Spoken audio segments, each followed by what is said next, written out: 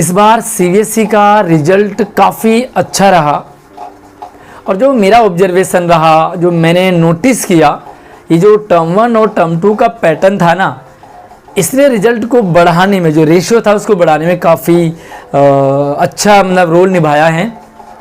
कुछ बच्चे टर्म 1 में बहुत अच्छा कर गए तो कुछ बच्चे टर्म 2 में अच्छा कर गए। ओवरऑल जो टर्म 1 टर्म 2 में अच्छा करने से क्या हो गया, जो फेल का रेशियो वो कम और पास का रेशियो काफ़ी बढ़ गया। कुछ बच्चे और पेरेंट्स तो भैया कुछ ज़्यादा ही हैप्पी हो गए हैं, बच्चों के मार्क्स अच्छे आ गए हैं, परसेंटेज बहुत अच्छी आ गई है। तो लेकिन मैक्सिमम पेरेंट्स और स्टूडेंट्स खुश नहीं हैं।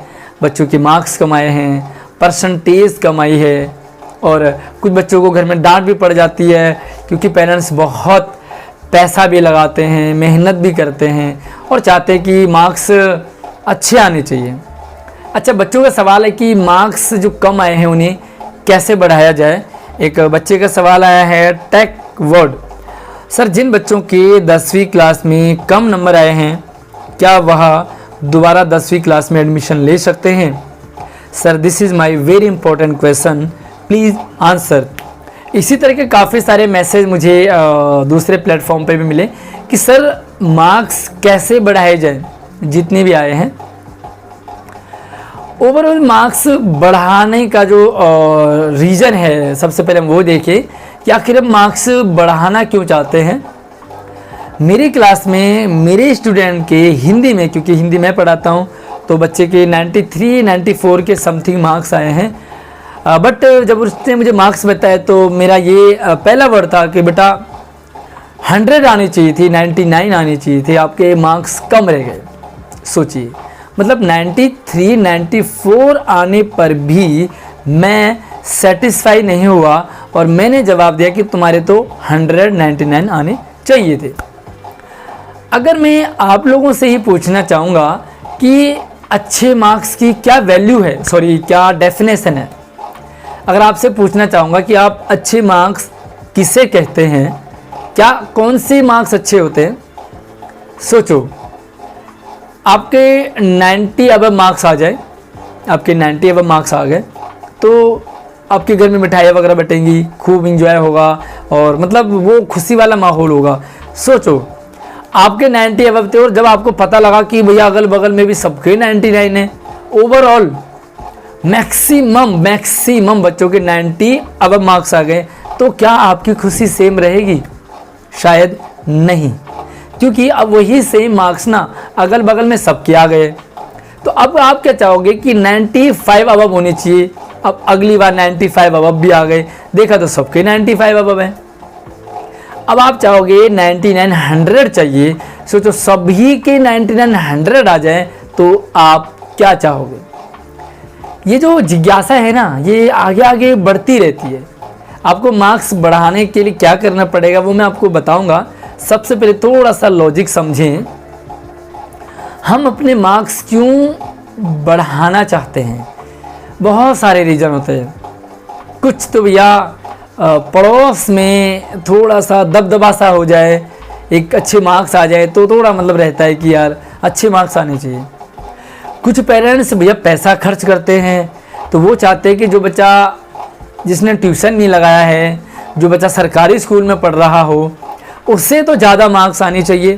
तो ये भी रहता है कि यार पैसे भी लगाए हैं, ट्यूशन भी दिया है, तब भी मार्क्स कम आए तो अच्छे आने चाहिए। कुछ का ये रहता है कि यार जो ग्रुप है ना, बच्चों का सर्कल है, उस सर्कल में सबसे ज़्यादा आने चाहिए। तो ये डेफिनेशन अलग अलग है। कुछ के यार गली में एक दबदबा होना चाहिए, कुछ बच्चे अपने क्लास में टॉप पर आना चाहते हैं, कुछ के यार रिश्तेदार भी बड़े परेशान करते हैं, अरे तुम्हारे कितने नंबर आए हैं बेटे के? तो कहा जी 55%। अरे रे रे रे रे 55% में क्या करेगा बच्चा? उसे कहीं एडमिशन नहीं मिलेगा, इतने कम नंबर आए हैं, तुमने तो बच्चे को बहुत ढील दी है, तुमने तो बच्चे को ये बना दिया वो बना दिया, तुम पढ़ाई को नहीं समझते हो। मैंने तो तुम्हें पहले ही कहा था कि बेटी घूम रही है, बेटा घूम रहा है, भैया इसे पढ़ने को कहो। मतलब ना जाने कितने ताने हमें हमारे रिश्तेदार दे जाते हैं। तो यार इन रिश्तेदारों के ताने ना सुनने पड़े ना, इसलिए भी हमें अच्छे मार्क्स चाहिए। और कुछ बच्चों का ये भी रहता है कि यार साइंस लेना है, विद मैथ लेना है, कॉमर्स लेना है, यार परसेंटेज भी सब्जेक्ट वाइज भी इतने परसेंटेज होनी चाहिए, ओवरऑल भी इतने परसेंटेज होनी चाहिए। तो मतलब जो ये मार्क्स अच्छे चाहिए ना, इसकी सबकी अलग अलग डेफिनेशन होती है।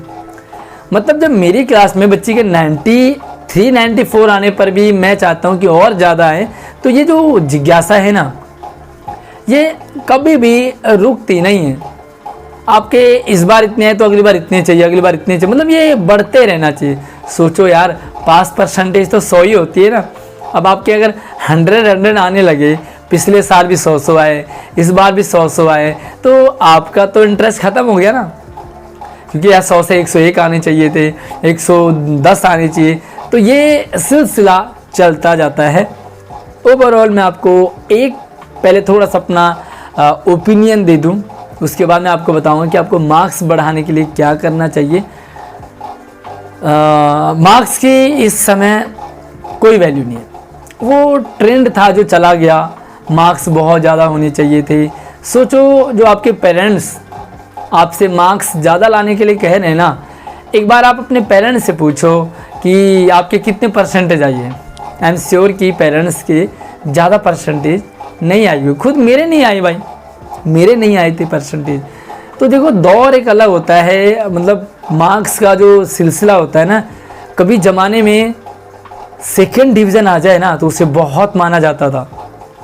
उससे पहले थर्ड डिवीज़न आ जाए भाई, ऐसा लगता है यार 33 आ जाए, बस किसी भी तरह से पास हो जाए। अब यहाँ पर जो ट्रेंड बढ़ता गया, और आज के दौर में मार्क्स इतने मिलते हैं, पता नहीं कहाँ से मिलते हैं। देखिए, बहुत सारे रीज़न है। एक तो पैटर्न ऐसा बन गया है ना, पैटर्न ऐसा बन गया कि इजीली मार्क्स आ जाते हैं। सोचो, आपके पेरेंट्स के ज़माने में 2-2 3-3 मोटी मोटी बुक हुआ करती थी, और आज बुक को इतना पतला कर दिया। दूसरा रीज़न, टीचर्स भी जो चेक करने का सिलसिला है वो इतना मतलब फ्लेक्सिबल हो गया है कि यार बस दे दो, बस अपने घर से क्या जा रहा है, तो मार्क्स यूं ही बहाते रहते, तो मार्क्स आ जाता। देखिए, मार्क्स की कोई वैल्यू नहीं है आज, क्योंकि इस बार डीयू ने भी मार्क्स के बेस पर नहीं बल्कि टेस्ट के बेस पर एडमिशन ग्रेजुएशन में दिया है। तो अगर मार्क्स की वैल्यू होती तो यार डीयू ऐसा क्यों करता। ये जो टर्म 1 था, बच्चे इसमें कर गया कड़बकड़, तो बच्चों के मार्क्स भी कुछ अच्छे आ गए। कुछ के टर्म 1 ही ले डूबा, क्योंकि उन्हें एक्सप्लेन करके अच्छा लिखना था। इसके कारण टर्म 1 में भैया यस तो मिल गया, नो तो गया। अब देखिए, एक ही तरीका है आपको मार्क्स बढ़ाने का, वो है रीचेकिंग। आपको अगर श्योर है, आप अगर श्योर हैं कि आपकी अच्छा किया आपने और अच्छे मार्क्स नहीं आए, तो सीरियसली मौका देता है रीचेकिंग का। आप रीचेकिंग का फॉर्म भर सकते हैं, एंड वो उस सब्जेक्ट में मार्क्स आपके बढ़ सकते हैं। लेकिन वो रेयर केस होता है मार्क्स बढ़ने का। भैया, मार्क्स रीचेकिंग में ना कम भी हो जाते हैं, इसलिए मैं आपको गाइड नहीं करूँगा रीचेकिंग के लिए। दूसरी बात ये है कि अगर आप दोबारा से 10th करने की सोच रहे ना, तो सबसे बड़ी भूल होगी, सबसे बड़ी गलती होगी। 1 साल पूरा बर्बाद होगा। सोचो, आपको साइंस नहीं मिल पाया, विद मैथ नहीं मिल पाया, यार ऐसा मतलब क्या कैरियर ख़त्म हो गया? यार क्या दूसरे में कैरियर नहीं है? हर फील्ड से कलाकार निकलते हैं और टैलेंट निकलता है। जॉब्स हर फील्ड में हैं। अगर आपके वो मार्क्स नहीं आए हैं, पेरेंट्स आपको फोर्स कर रहे हैं, तो आप एक थोड़ा सा 5-10 मिनट के लिए सोचिए, अपने अंदर झांके कि क्या जिस सब्जेक्ट में आपके कम मार्क्स आए हैं, क्या उसमें आपके ज़्यादा आने चाहिए थे? अगर नहीं आने चाहिए तो यार फोर्स करके, रीचेकिंग करके, दोबारा करके अगर 5-10 नंबर आपने बढ़ा भी लिए ना, तो क्या हो जाएगा बताइए? आपके 5-10 नंबर ज़्यादा आ गए, सोचो क्या होगा। आपने दोबारा से कर दिया, अब दोबारा से मार्क्स का पता लगे कि जितने इस बार आए ना वो भी ना आए, फिर क्या होगा? बेइज्जती अलग, पूरा साल खराब अलग, पैसे बर्बाद अलग, और एक मेंटलिटी होती है ना, वो चेंज हो जाती है।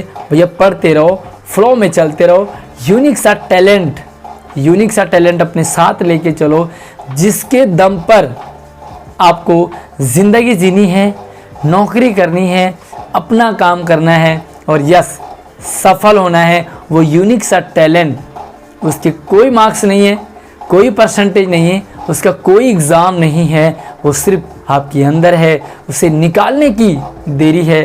बाकी यार मार्क्स कम ज़्यादा हो जाते हैं, टीचर्स की इंडिविजुअली जो होते हैं टीचर्स चेकिंग में उसकी भी प्रॉब्लम होती है, पेपर का भी फ़र्क पड़ जाता है। तो बिल्कुल भी आप रीचेकिंग का ना सोचें, दोबारा से पढ़ने का ना सोचें, बस अगर कम आ गए हैं तो अब लग जाइए और अब आप आगे की सोचेंगे।